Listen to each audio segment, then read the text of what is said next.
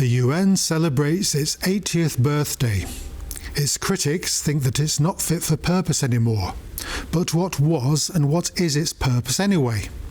And have we set our hopes for it too high? Have we always hoped that the lion will lie down with the lamb rather than eat it for lunch? Join me, Jan Darasz, for How We Got Here. It all started with a league, not of extraordinary gentlemen, but of nations, established in the wake of World War I on January 10, 1920. The first world governance organization sought to prevent future global bloodshed, with slogans like international cooperation, peace, security, and the relinquishment of war. The League was to uphold these ideals by sanctions, ostracism of non-complying members, and united military intervention as per Article 16 of its covenant. The vagueness of the League's covenant and other legal framework produced a meh factor that made it easier for various member states to call it quits. For instance, Germany left in 1933 when an unaccomplished Austrian watercolorist seized power, rejecting disarmament along with Versailles constraints. Also in 1933, the League condemned Japan for invading Manchuria, so the country gave the organization a hearty sayonara. Italy left in 1937, following the League's sanctions over Mussolini's invasion of Ethiopia. With Spain's withdrawal in 1939, there was a dearth of influential members to exercise the League's values and authority. In general, members felt reluctant to comply with sanctions. Disclaimer: although President Woodrow Wilson was the League's chief architect, the U.S. never joined over potential foreign entanglements. Overall, the organization failed to prevent the Second World War from happening. In 1946, it was absorbed by the newly formed United Nations, designed not to be a club of some, but a global forum of solution-seeking. The League is dead. Long live the United Nations. Under the UN Charter, the Security Council was created and bestowed with the power to authorize sanctions, military interventions, and peacekeeping. With vetoes in hand, the US, USSR, UK, France, and China were encouraged to stay in the Council.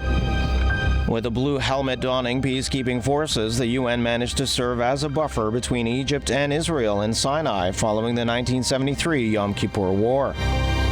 As part of the UNIFIL mission, Polish troops monitored hostilities between Israel and Hezbollah from 1992 to 2009, in addition to their deployment to the Golan Heights, where they successfully maintained a buffer zone between Israeli and Syrian forces from 1974 to 2009, one of the longest continuous national contributions. The UN prevented large-scale bloodshed in Cyprus and extinguished a years-long conflict by resorting to a full-fledged peacekeeping and electoral operation that brought about Namibia's independence from South Africa. But most importantly, the UN has contributed to the prevention of the Third World War. Or has it? I'm delighted to welcome our guest today, Dr. Spasimir Domaradzki. He is a senior analyst at the Institute of Central Europe, as well as a political scientist here at the University of Warsaw. Welcome once more for our second or third time. Great to have you. Great to have you. The first clip centered on the failure of the League of Nations, and it's the onus of that failure was Germany, Japan, Italy, Spain, and also the failure of the United Nations, the failure of the United States, rather, to back it up. Is that a superficial explanation of why the League failed? It is one of, I would say, these far-reaching simplifications which we need in order to have a justification which way to move on. But I have to admit that the League of Nations is an absolutely interesting political phenomenon that occurred after the First World War. And what is worth acknowledging is its actually liberal roots embedded in Woodrow Wilson's vision of how the world should look like instead of what was being known up until then. Because if we look at the First World War, it is actually the ultimate point where you can reach by following the good old logic of doing politics from antiquity until modernity. What was the most terrifying aspect of that was that after the Industrial Revolution, all of a sudden, the mass killing has become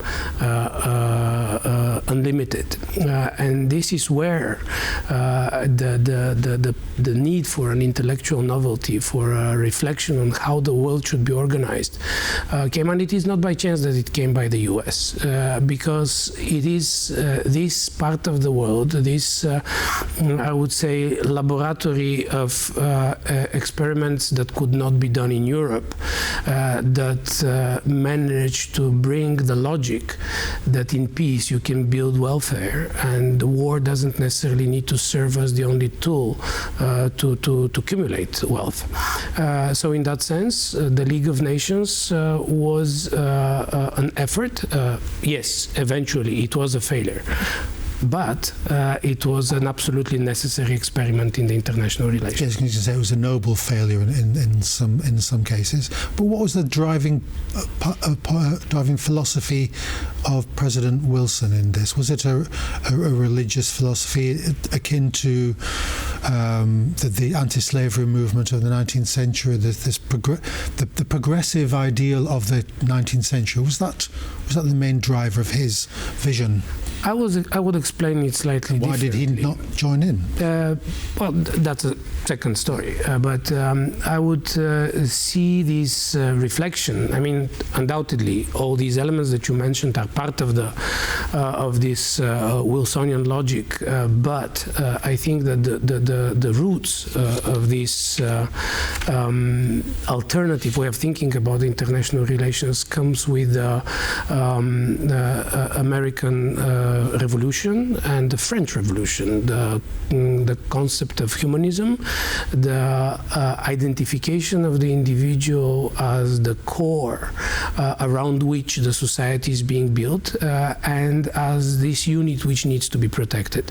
And in that sense, as I said, indeed, the legacy of the United States in the 19th century allowed to bring up the argument that, first of all, when living in times of peace, you can build up prosperity. This prosperity from generation to generation allows you to become this beacon for other nations, the manifest destiny of the 19th century.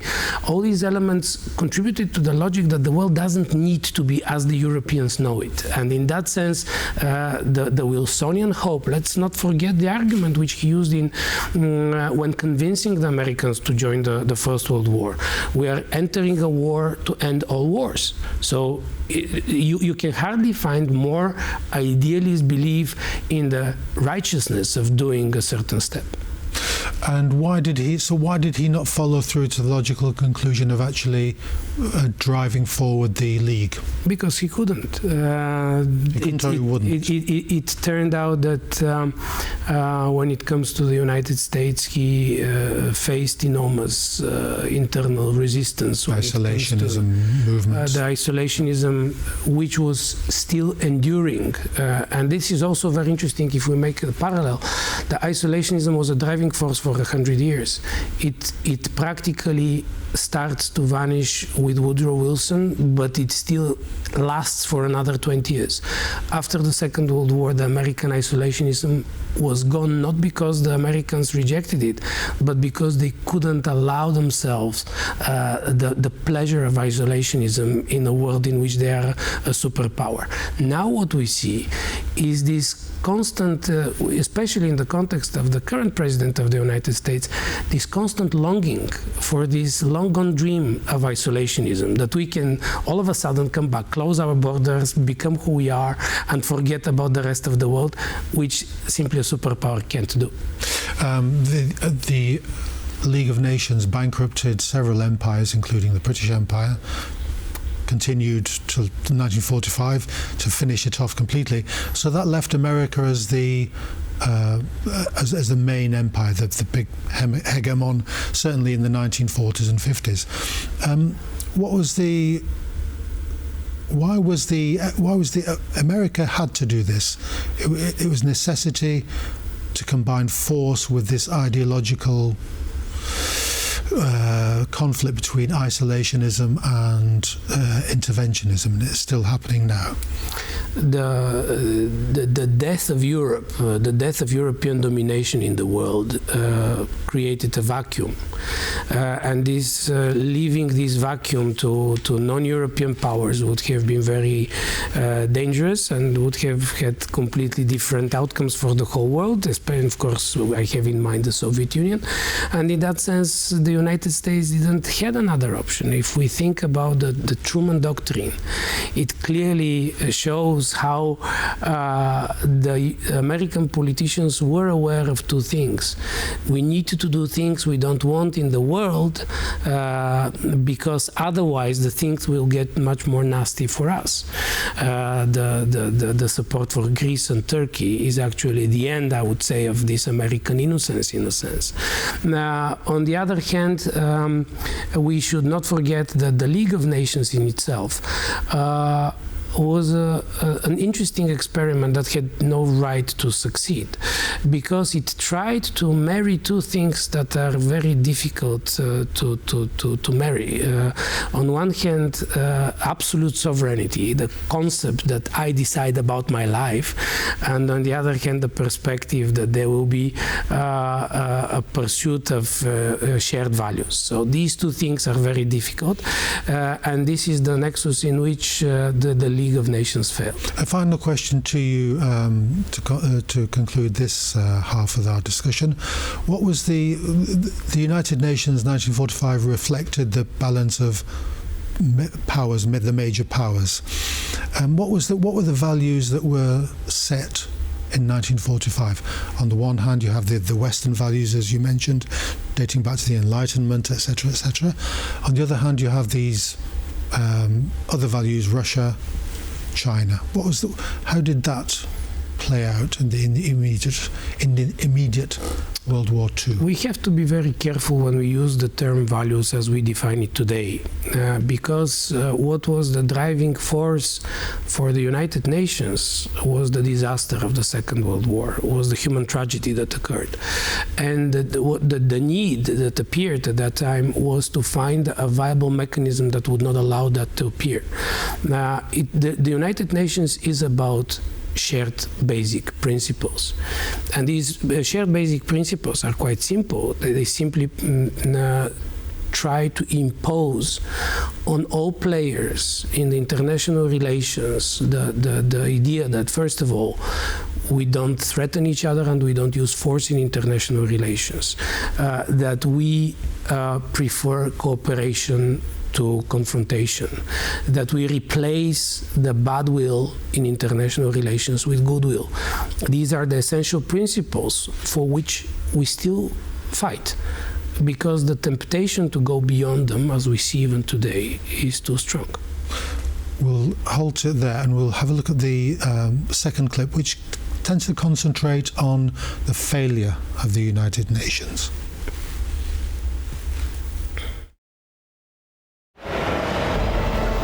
The UN's history has been marred by several notable debacles. The UN peacekeeping forces failed to intervene in a timely manner and prevent genocide in Rwanda, where at least 800,000 people, predominantly ethnic Tutsis and moderate Hutus, were slaughtered by Hutu extremists in 1994. As the massacre began, the UN ordered its blue helmets to evacuate foreigners, but not intervene to save the Tutsis from slaughter. A little over a year later, the massacre of over 8,000 Bosniak Muslim men and boys in and around the town of Srebrenica unfolded as part of the Bosnian War. Prior to the massacre, the UN had declared the besieged enclave of Srebrenica a safe area under its protection. But a UN protection force contingent of 370 lightly armed Dutch soldiers failed in preventing the town's capture and subsequent purge. Another event that undermined the organization's authority was the U.S.'s 2003 invasion of Iraq, carried out without the UN's approval. This demonstrated the organization's impotence in the wake of great power aggression. But perhaps the starkest example of the UN's failure was Moscow's 2022 invasion of Ukraine, which resulted in the death of hundreds of thousands and counting. Most recently, Russian drones breached the airspace of NATO's frontline member Poland. Whereas last week, unidentified drones disrupted air traffic over airports in Denmark and Norway, with Russia remaining the prime suspect. Meanwhile, at the UN General Assembly held in late September, all I got from the United Nations was an escalator that on the way up stopped right in the middle. This war needs to end. There's no added value for the establishment of peace in Ukraine. The United Nations may have arrived at a point where the united in the name has become a misnomer. We must admit the world's attention to the UN is fading. The organization has less influence, and too often there is a lack of real decisions on fundamental issues. A condition very much akin to the palliative days of the League of Nations, shrinking membership and lack of agency.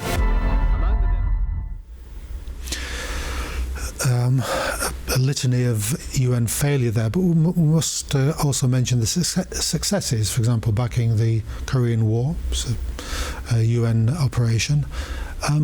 Is this something that's inherently can't be resolved? This contradiction between human nature, 10,000 years of history, as we discussed before, and the very high ideals that you mentioned that the UN, perhaps quite rightly, has. Human nature versus human idealism. Is this something that we try and impose on the UN to live up to its founding documents, but yet our hopes are always disappointed because they're always too high? How do you address the critics? Let me put it that way.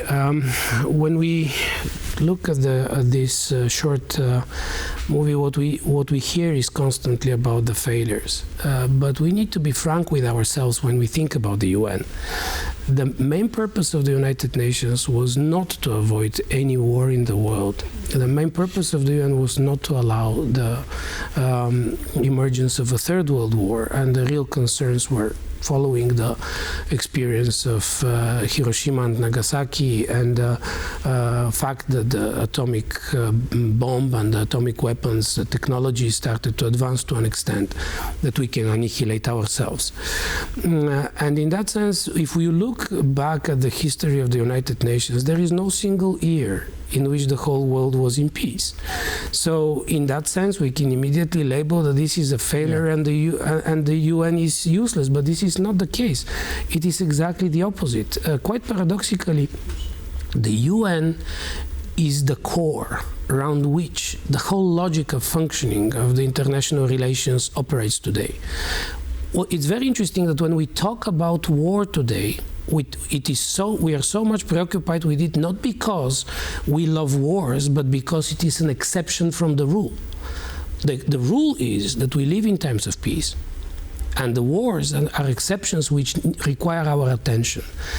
For the previous 9,550 years, maybe it was exactly the opposite, that the war was the average and the times of peace were remembered as remarkable exceptions. But we managed for 80 years to create a mechanism that created generations of people who consider peace a normality.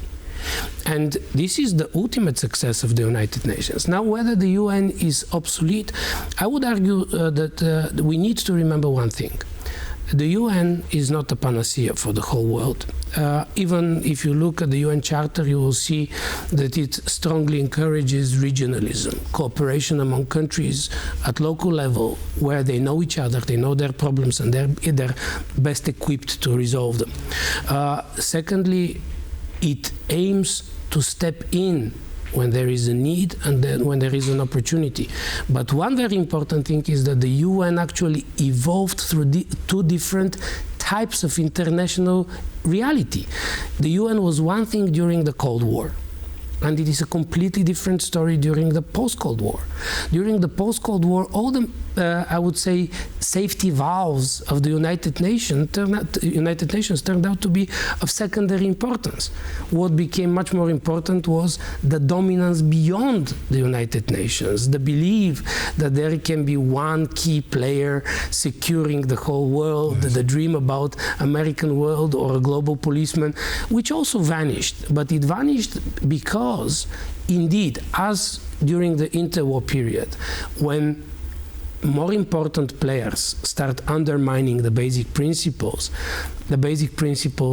become weakened. It's terrifying that at the end of the movie that we saw, it is Zelensky criticizing the UN, emphasizing its weaknesses, because paradoxically, Ukraine is at the forefront of defending the principles behind which the United Nations enshrined in the charters. How do you see the reality of the UN developing in the next 20 years as it moves to its centenary? Does it have a limited shelf life? Should it be reinvented again to cater for the post-Cold War power structures? If it will be reinvented, that will mean that the world as we know it will be over. Currently, we are at a point, I would argue, since 2008, but in particular after 2022, where there is a war on the future of the world. We have contestants like Russia, and I would not add China here, because China is carefully observing what Russia is doing in order to see which way the things can unfold for it. But China benefits from the current international system. And for China, the cost of dismantling this system might be too high.